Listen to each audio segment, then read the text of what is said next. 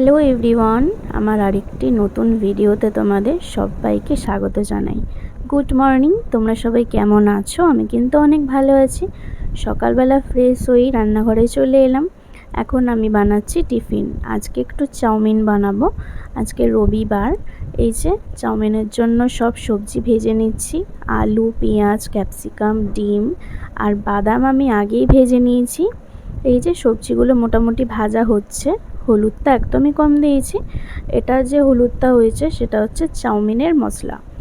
এই যে আমার চাউমিনটা তুলে নিলাম, কারণ আমি তো একদমই বাদাম পছন্দ করি না। বাপি মায়েরটাতে বাদাম দিয়ে একটু ভেজে নিচ্ছি আর কি। আগে যখন স্কুলে যেতাম এইরকম হলুদ হলুদ চাউমিন না মা টিফিনে বানিয়ে দিত, বেশ ভালো লাগতো খেতে। এই যে চাউমিন একদমই রেডি। এবার আমি বাপি মাকে দিয়ে দেবো খেতে। তিনজন একসাথেই খেয়ে নেব। এখন বাজে ওই সকাল 8টা মতো। এখন ইদানিং আমি খুব তাড়াতাড়ি ঘুম থেকে উঠছি, 6টা সাড়ে 6টা। আগে উঠতাম 8:30 পৌনে 9টা, কোনো দিন 9:30টাও বেজে যেত। এই যে তিনজনের চাউমিন একদম রেডি।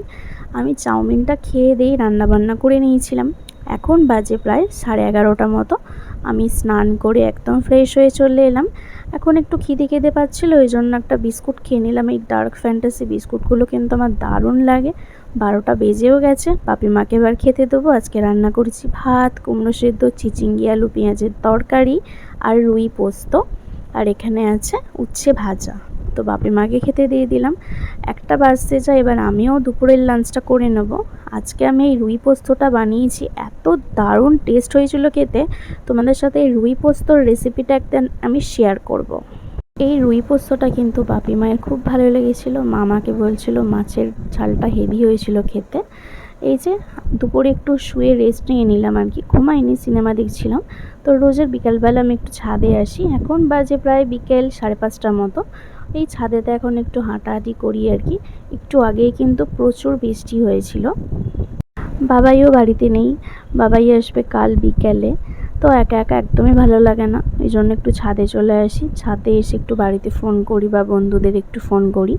এই যে আমার শ্বশুরবাড়িতে একটা বেল গাছও আছে, দেখো বৃষ্টি হয়েছে তো গাছের পাতাগুলো কি সুন্দর দেখতে লাগছে না, পুরো সবুজ। ওই দেখো দূরে একটা বেল হয়েছে, একটা নয় কিন্তু অনেকগুলোই বেল হয়েছে। এখন এই বেলগুলো একদমই কচি, এখনও পাকেনি। পেকে গেলে কিন্তু এই বেল নাকি দারুণ খেতে হয়। আমি তো বেল একদমই পছন্দ করি না। একটা কদ বেল আছে, ওইটার আচারটা ভালো লাগে। এই বেলের শরবত কিন্তু বাবাই বাপিমা অনেক পছন্দ করে। তো আজকের ভিডিওটি এইটুকু। তো আজকের মতো টাটা।